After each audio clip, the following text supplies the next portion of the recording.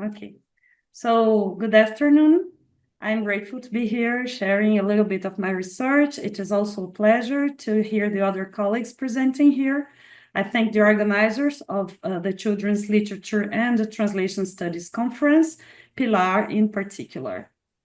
So our goal here is to bring some reflections drawing from the works of French Mauritian author J.M.G. Clézio, in particular the collection Mondo and Other Stories.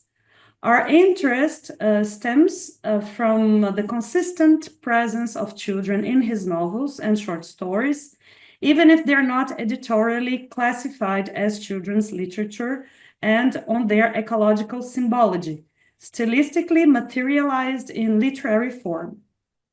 Oral tales models, child and adolescent worldviews, and natural elements organically integrate his literary language.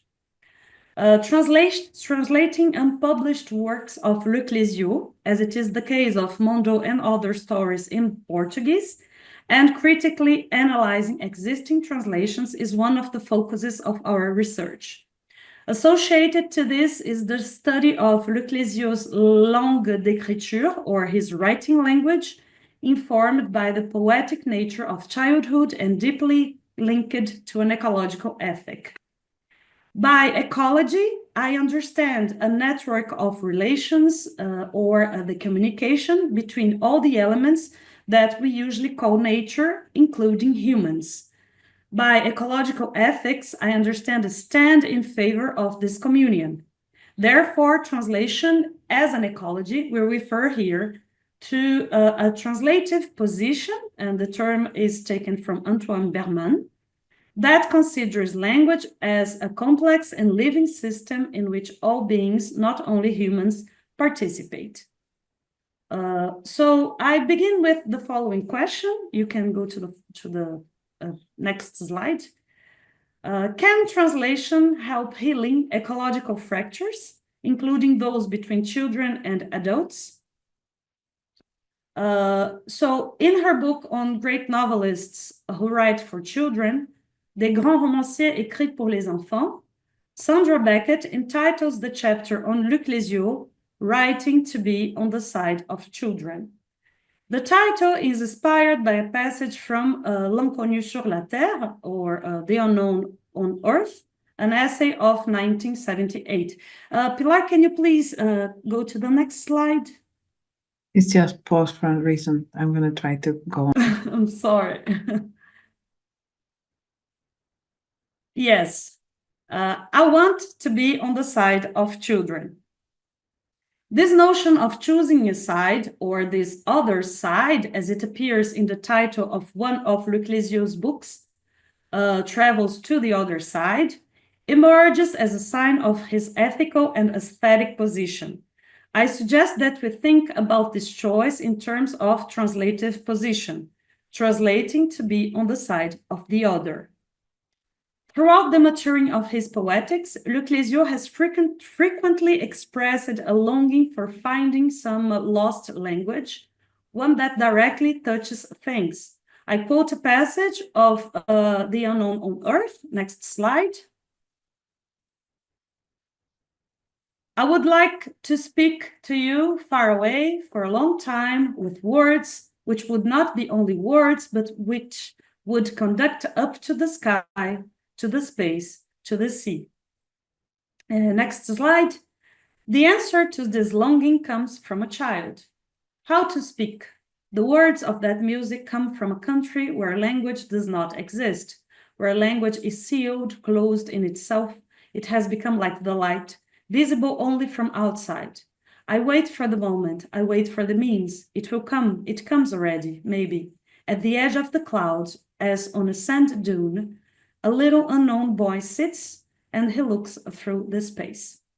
So writing as a rock would talk, or a tree, or the sand, the wind, or the sea, this is the challenge for the translator we would like to approach in this communication.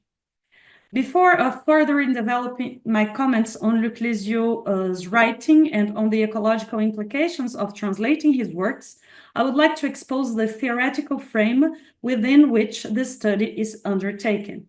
Three fields of research are at work: translation studies, children's literature, and eco-criticism. Here is a brief outline of how these three fields have been relating to each other in recent years. I will not dwell on the topic of children's literature and translation, as you are already familiar with it. I will only point out the importance of the notion of ambivalence connected to that of cultural systems as it is treated by Zohar Shavit. It is a central notion to the comprehension of Clézio's work, loved by children without having been conceived for a children's audience. As for eco-criticism and children's literature, the connection seems more than natural, since the system of books for children has been historically marked by models cherishing themes related to landscapes, fauna, flora, and wilderness. Contemporarily, we have also seen many books dedicated to climate change and ecological disasters. Here in the slides, you can see two recent Brazilian picture books that exemplify this. You can also see in the slides some references of recent publications and events dedicated to this subject. Next slide. Yes. We can go to the next topic, translation and eco-criticism. No, sorry, I think I have missed one. Yes, that's it. Finally, the connection between translation and eco-criticism may seem less evident. Works such as Clive Scott's A Poetics of Equal Translation or Michael Cronin's Equal Translation, Translation and Ecology in the Age of the Anthropocene address the question more directly.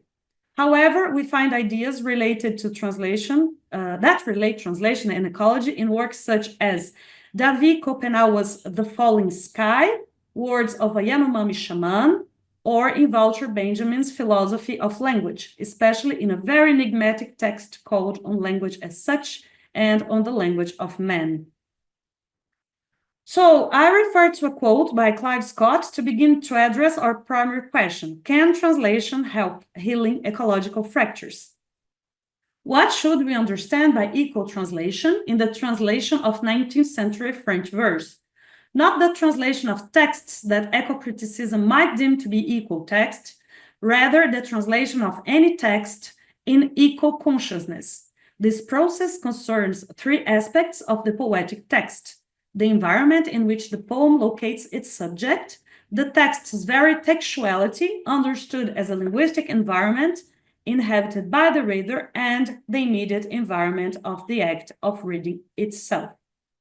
So even if we're not dealing here with poetry in the strict sense, Clézio writes prose, a very poetical one indeed, I would like to highlight the following aspect of Scott's ecological translation ethics: the text's very textuality understood as a linguistic environment inhabited by the reader.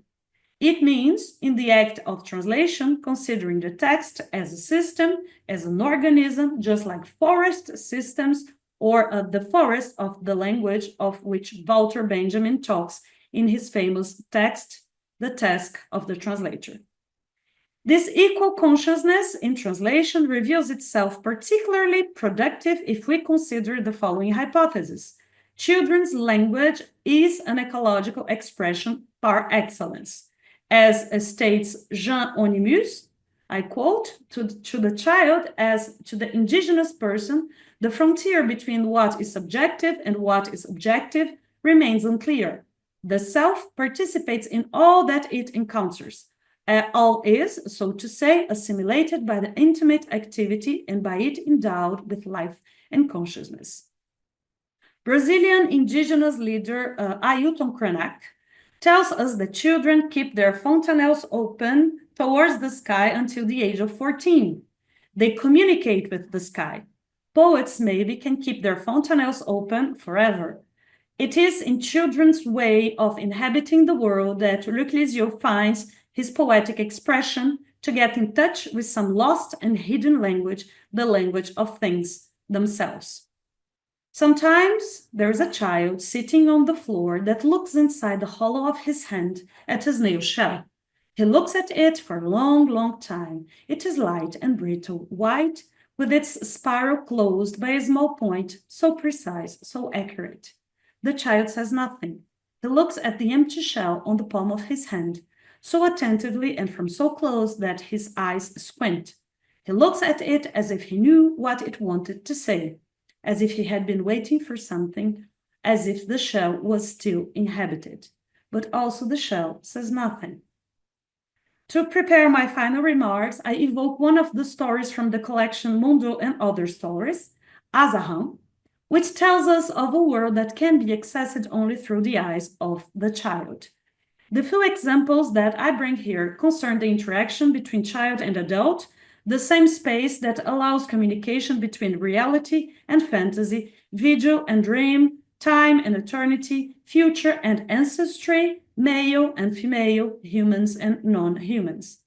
The couple that represents this connection are Alia and Martin, a little girl and her ageless friend, a mysterious character that no one knows where he came from and who lives alone at the borders of an informal settlement inhabited by immigrants, unemployed, and displaced people. I quote, Alia remembered the day Martin arrived very clearly. The first time she saw him, he was getting out of the truck with other people. His face and clothes were gray with dust, but she noticed him right away. He was a funny man, tall and thin, his face darkened by the sun like a sailor. You might have thought he was old because of the wrinkles on his forehead and his cheeks, but his hair was very black and thick, and his eyes shone as bright mirrors. Alia thought he had the most interesting eyes of anyone in the dike, maybe in their entire country, and that's why she had noticed him. Alia liked to visit Martin to hear his stories and see the color of his eyes. Sorry, I missed one. Martin, like children, he spoke to them gently, and they were the only ones who could get a smile out of him. It was then that his eyes became very beautiful, shining like mirrors of stone, full of a clear light that Alia had never seen anywhere else. The children liked him too, because he knew how to tell stories, and he would ask them riddles. So the choice to assemble these three domains, children's literature studies, translation studies, and eco-criticism, is a response for critically reading and translating the complex work of Clézio. We need tools to address the ambivalence of public, the interflow of literary genres and models, and his poetic position that stands on the side of children, indigenous people, displaced and marginalized people. Children are a literary solution to Clézio. They're also enchanted figures that open new possible worlds and are deeply linked to an ecological ethic. Translating Clézio raises questions concerning literary models and their connection to environmental issues, suggesting a debate on the ecological role of translation. Translation, childhood, and nature meet in the sense that all of them are defined by an openness to the other and by the possibility of a communion, participation in an integrated totality. It is the notion of integration or reconciliation that we wish to evoke when we read and translate Clézio. The foreign language may be on the other side, just as the language of animals, plants, and minerals are mysterious to humans. In a wounded land, we expect to work alongside Clézio in taking language seriously with its power to destroy or to console. Embracing the other, translation as literature can help soothing some injuries. Thank you. You can see the references at the end.